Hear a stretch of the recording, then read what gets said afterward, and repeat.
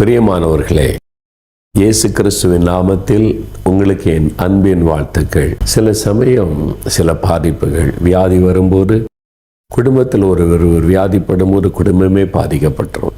ஒரு கடன் பிரச்சனை வரும்போது குடும்பமே கலங்கிவிடும். ஒரு மரணம் சம்பவிக்கும் போது ஹோல் ஃபேமிலி அஃபெக்ட் ஆகும். அப்போ சில பிரச்சனைகள் முழு குடும்பத்தையும் பாதிக்கிற காரியம். ஆனால் ஆண்டவர் உங்களுடைய குடும்பத்தில் சந்தோஷம், மகிழ்ச்சி, ஆசீர்வாதம் இருக்கணும், அதான் விரும்புகிறார். அப்போ அதுக்கு என்ன பண்ணணும் அப்படின்னு கேட்டிங்கன்னா, ஆண்டவர் ஒரு காரியம் சொல்கிறாரு. மத்தேயு 21:22 நீங்கள் விசுவாசம் உள்ளவர்களாய் ஜெபத்தில் எவைகளை கேட்பீர்களோ அவைகளை எல்லாம் பெறுவீர்கள். அப்படின்னு என்ன செய்யணும்? கேளுங்க, ஆண்டவருக்கு தெரியப்படுத்துங்க. உடைய தேவை, சுகம், நன்மை என்ன வேணும்? வேலை வேணும், வீடு வேணும், சொந்த வீடு வேணும், திருமண காரியம் நடக்கணும், கற்பத்தின் கனி வேணும், பரீட்சையில் வெற்றி பெறணும். உங்களுக்கு என்ன காரியம் இருக்குது?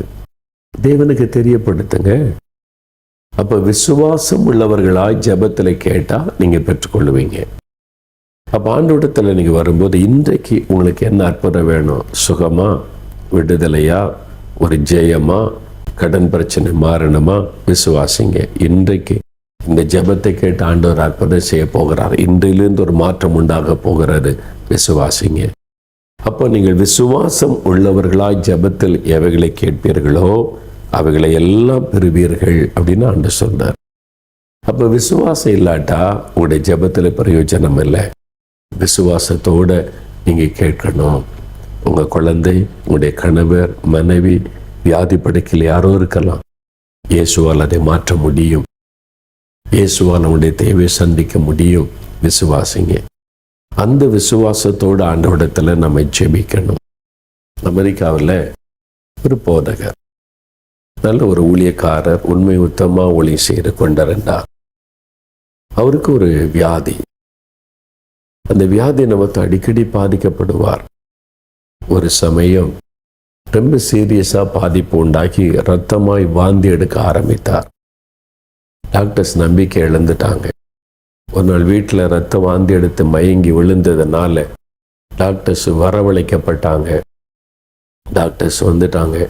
அவர் வீட்டுக்குள்ளேயே படுக்கையில் வச்சு டாக்டர்ஸ் அவருக்கு சிகிச்சை கொடுத்துக்கிட்டு இருக்கிறாங்க. அப்போ அவருக்கு ஒரு பையன், ஸ்கூலில் படித்து கொண்டு இருக்கிற மகன் டேவிட் வில்கர்சன், பிற்காலத்தில் பெரிய ஊழியக்காரனாய் வந்தவர், ஸ்கூலில் படித்து கொண்டிருக்கிறார். அவங்க வீட்டில் ஒரு ப்ரேயர் ரூம் உண்டு மேலே அறையில். அங்கே ஜெபம் பண்ணுவாங்க ஃபேமிலியாலாம். அவன் ஸ்கூல்லேருந்து முடிஞ்சு வரான். ஸ்கூல் முடிந்து வந்தால் ஆம்புலன்ஸ் நிற்குது வீட்டுக்கு முன்னால். உள்ளே பார்த்தா டாக்டர்ஸ், நர்சஸ் இருக்கிறாங்க. வீட்டில் குடும்பத்தாரெலாம் துக்கப்பட்டு பரபரத்து கொண்டு இருக்கிறாங்க. ஏதோ ஆபத்தான சூழ்நிலை. அதனால அவனுக்கு தெரிந்துட்டு, அப்பாவுக்கு இப்போ சீரியஸ் ஆகிட்டு போல அப்படின்னு, ஒரு பெரிய ஆபத்து. அப்போ உள்ள விட மாட்டேங்க. சின்ன பையன், நீ பார்த்தா பயந்துருன்னு உள்ள விட மாட்டேங்கிறாங்க அப்பா இருக்க ரூமுக்குள்ள. ஒரு நர்ஸ் வெளியே வரும்போது கதவை திறந்தாங்க. பார்க்குறான், அவருடைய தகப்பனார் வாயுலியா ரத்தம், இந்த பிளட்டுனால படுக்க நனைஞ்சிருக்கிறத பார்க்குறான். அவனுக்கு தெரிஞ்சிட்டு சீரியஸான விஷயம், அப்பா டேஞ்சரான கண்டிஷனில் வந்துட்டாங்கன்னு சொல்லி நேராக மாடிக்கு ஓடினான். அவருடைய ப்ரேயர் ரூம் உள்ளே போனான். இயேசு நோக்கி சத்தமிட்டு ஜெபித்தான். Jesus heal my father. சத்தமிட்டு அவன் ஜெபித்தான். இந்த வீடு முழுவதும் சத்தம் கேட்குறான். தகப்பனார் மரண படுக்கையில் இருக்கிறார். அந்த ஆபத்தான நிலைமையில அப்படி அவன் ஜெபிக்கிறான். ஜெபித்து கொண்டே இருக்கிறான். கொஞ்ச நேரத்தில் அந்த தகப்பனார் அப்படியே மயக்கம் தெளிஞ்சு நார்மலுக்கு வருகிறார். அவருடைய சத்தம் கேட்குற, மகனுடைய ஜெப சத்தம் கேட்கிறது கீழே ரூமில். அவர் சொன்னார், கண் விழித்து என் மகனை கூட்டிட்டு வாங்க அப்படின்னு சொன்னார். உடனே மாடிக்கு போய் அவனை சொன்னாங்க, உங்கள் அப்பா சுகமாயிட்டாங்க, கண் விழிச்சு பார்க்குறாங்க, அவனை வர சொன்னாங்க.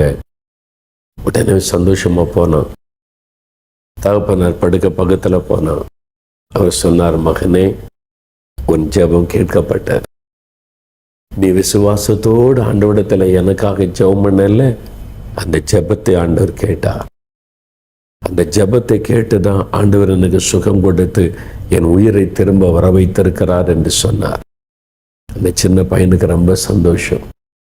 ஆண்டவர் என் ஜெபத்தை கேட்டார், என் ஜெபத்திற்கு பதில் கொடுத்தார் என்பதாக.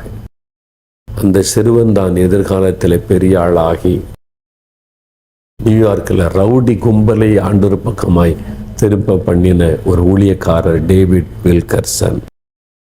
நான் அவரை சந்திக்கிற வாய்ப்பு எனக்கு கிடைத்தது. அமெரிக்காவில் நியூயார்க்கில் மென்ஹாட்டன் இடத்துல அவருடைய சர்ச் அங்கே போயிருந்தேன். நான் அவரை சந்தித்து பேசுகிற வாய்ப்பு கிடைத்தது. அவருடைய விசுவாசம் எவ்வளோ ஆச்சரியப்படும்படியான விசுவாசம். அப்போ உங்கள் வாழ்க்கையில் கூட இன்றைக்கு ஒரு ஆபத்து வந்திருக்கலாம், தேவன் இருக்கலாம், ஏதோ ஒரு பிரச்சனை வந்திருக்கலாம். ஆண்டவருக்கு நீங்கள் தெரியப்படுத்தணும், விசுவாசிக்கணும். விசுவாசம் இல்லாமல் தேவனுக்கு பிரியமாயிருப்பது கூடாத காரியம்.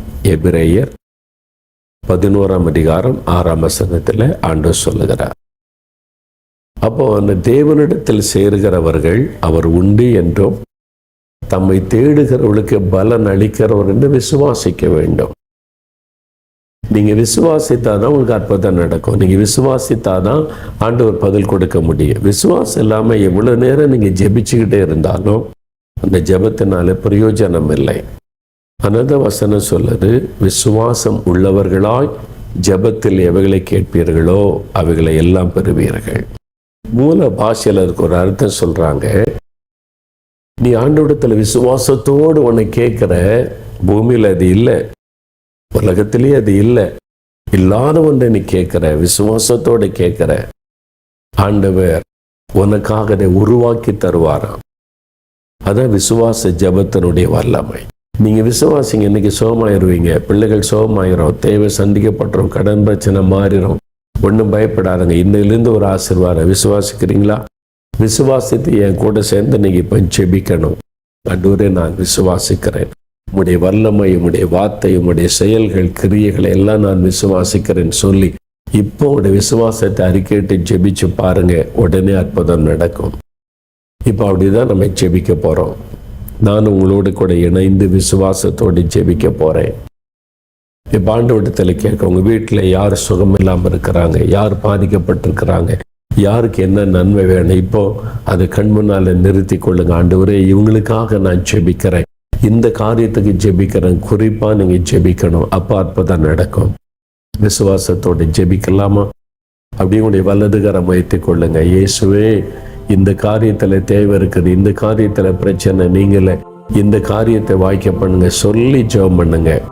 தகப்பனே, இதோ இந்த அருமையான பிள்ளைகளுக்காக ஜெபிக்கிறப்பா, விசுவாசம் உள்ளவளாய் ஜெபத்தில் எதை கேட்டாலும் செய்வேன்னு சொன்னீங்க. இதோ இந்த பிள்ளைகள் விசுவாசத்தோடு ஜெபிக்கிற காரியத்தை பாருங்கப்பா. இந்த நோயினால் பலவீனத்தினால் பாதிக்கப்பட்டு கலங்கி இருக்கிற பிள்ளைகளுடைய ஆண்டவரே, இந்த விசுவாசத்தை கனப்படுத்தும். இப்பொழுது இயேசு கிறிஸ்துவின் நாமத்தில் சுகம் உண்டாகட்டும். இயேசு கிறிஸ்துவின் நாமத்தில் சகல நோய்களும் பலவீனங்களும் குடும்பத்தை விட்டு விலகட்டும். வியாதி படுக்கையில் இருக்கிறவள் எழும்பி நடக்கட்டும். இயேசுவின் நாமத்தில் இந்த மரண கண்ணிகளை கொண்டு வருகிற வியாதியின் கிரியைகள் அழியட்டும். இயேசுவின் நாமத்தில் அவருடைய தேவைகள் சந்திக்கப்படட்டும். கடன் பிரச்சனைகள் நீங்கட்டும். வருமானங்கள் ஆசீர்வதிக்கப்பட்டு பெருகட்டும். அற்புதங்களை நடத்தி அவளை மேன்மைப்படுத்தும். இயேசு கிறிஸ்துவின் நாமத்தில் அற்புதம் நடக்கட்டும். இயேசுவின் நாமத்தில் ஜெபிக்கிறோம் பிதாவே, ஆமேன், ஆமேன். பிரியமானவர்களே, ஆண்டவர் ஜெபத்தை கேட்டார்.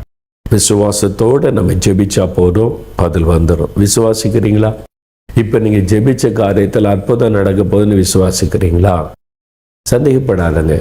அப்படி இருதயத்தில் கை வச்சு, இயேசுவே, என் ஜெபத்தை கேட்டதற்காய் ஸ்தோத்திரம், நான் ஜெபித்த காரியத்தில் அற்புதம் செய்ய போகிறதற்காய் ஸ்தோத்திரம், விடுதலை உண்டாக போகிறதற்காய் ஸ்தோத்திரம், நான் உமக்கு நன்றி செலுத்துகிறேன். ஆண்டவரே, நீர் என்னுடைய ஜெபத்தை கேட்டு பதில் கொடுத்தீர், ஸ்தோத்திரம். என் ஆண்டவரை துதிக்க துதிக்க உடைய வாழ்க்கையில் அற்புதம் நடப்பதை காண்பீங்க.